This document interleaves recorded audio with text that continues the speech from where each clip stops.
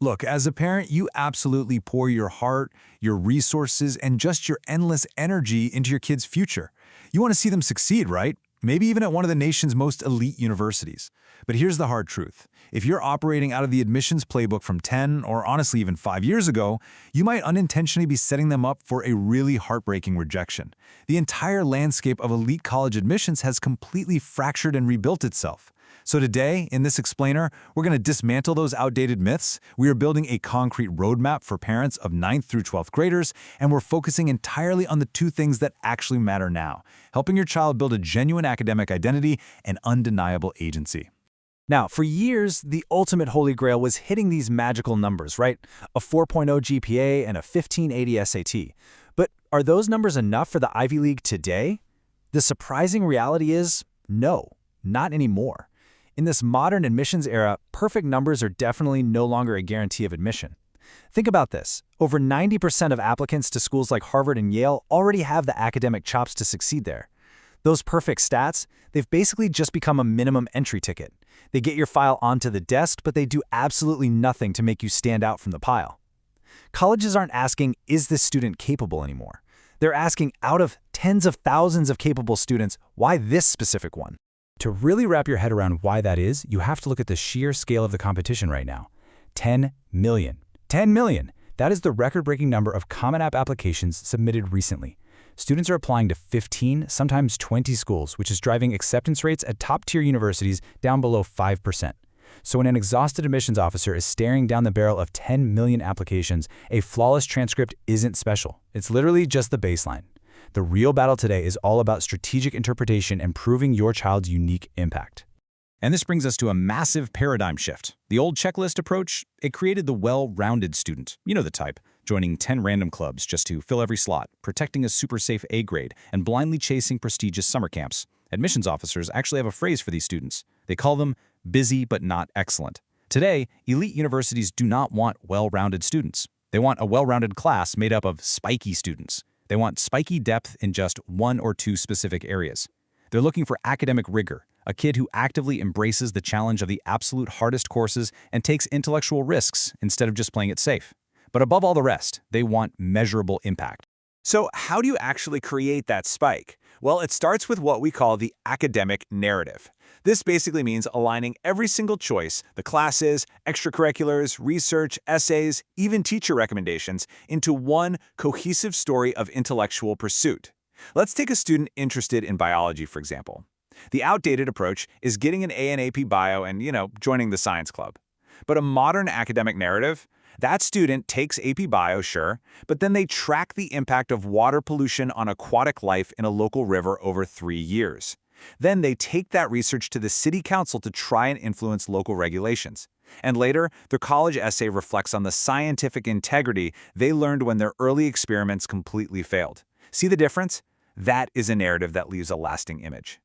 And the engine that actually drives that entire narrative is agency. Agency is the power to identify a real-world problem and take proactive steps outside of the existing systems to solve it. Joining an existing coding club at school and becoming the vice president, that's fine, but it's passive. It lacks agency. But let's say you notice your grandmother struggling to understand her medication instructions, so you build and distribute a multilingual medication support app to a local senior center. Now that is agency. Colleges want to see that your child is the main character in their own story, not just an extra sitting around waiting for opportunities to be handed to them. Of course, building this kind of identity, it doesn't happen overnight. It's really a 4-year evolution.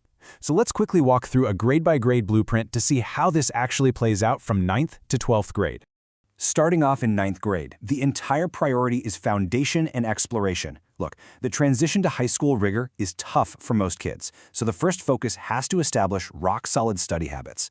9th grade starts that upward academic curve. Extracurricularly, go for width, not depth here. Let them explore 3 to 4 diverse activities just to figure out what genuinely sparks their interest. And crucially, encourage them to absorb knowledge outside the 4 walls of their classroom. Get them listening to podcasts, watching documentaries. Cultivating that habit of pure intellectual curiosity right now is the secret ingredient for a powerful academic narrative later on. Now, as we shift into 10th grade, the theme totally changes to depth and selectivity. This is the year to test their academic courage. They need to challenge themselves with the absolute hardest honors or AP classes they can reasonably handle, because colleges look deeply at this rigor. It's also time to start pruning that activity list down to 1 or 2 core passions. They should be shifting from being a passive club member who just shows up for the pizza to an active leader taking real initiative. Oh, and this is also a great time to knock out a PSAT to get a baseline for standardized testing. Okay, 11th grade. This is the crucible. Junior year is all about peak preparation and impact. Your child needs to max out the rigor in subjects directly related to their intended major. Like, if they want to study engineering, avoiding AP Calculus or AP Physics is a massive red flag. This is also the year to launch that high-impact, long-term project, their spike, to truly prove their agency. Logistically, you're going to want to aim to secure their final SAT or ACT scores by the spring, just so senior year isn't completely bogged down. And vitally, they must build deep intellectual relationships with their teachers for future recommendations. You want a teacher who can write vividly about your kid's specific intellectual curiosity, not just write, "Oh, they got an A." Finally, we hit 12th grade, and this is all about authentic execution. Your child needs a balanced list of reach, match, and safety schools, heavily focused on where they'll actually thrive, not just a flashy brand name. But the critical piece here, the essay. In the age of AI, admissions officers are practically begging for authenticity. They're looking for everyday intellectualism. A beautifully polished AI-generated essay about some massive global topic almost always falls flat now. What actually wins is an 18-year-old's vulnerable, true voice. Maybe it's a reflection on a failure, a quirky personal observation, or a deep dive into some weird niche hobby. And lastly, they need to demonstrate yield awareness, which basically means proving to the college that if they're admitted, they will absolutely, without a doubt, attend. All right, now I need to speak directly to you, the parents. Your support is so vital, but honestly, parental anxiety can actively destroy a student's chances. So here's a quick list of what you literally must stop doing immediately. Stop writing or over-editing your child's essays.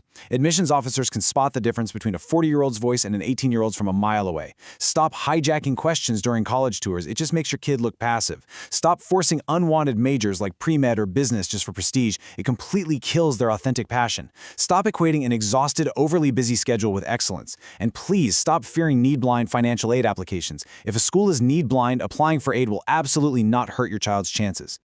At the end of the day, colleges want a living human who makes a difference, not a polished machine.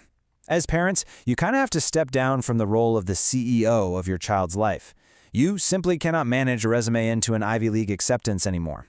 Instead, your new role is to be a supportive facilitator.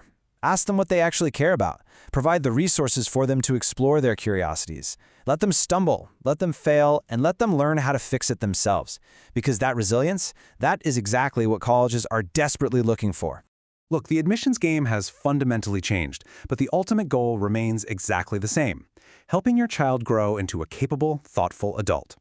A perfect checklist of scores and clubs might briefly open a door, but only your child's unique identity, their agency, and their genuine impact will actually invite them inside.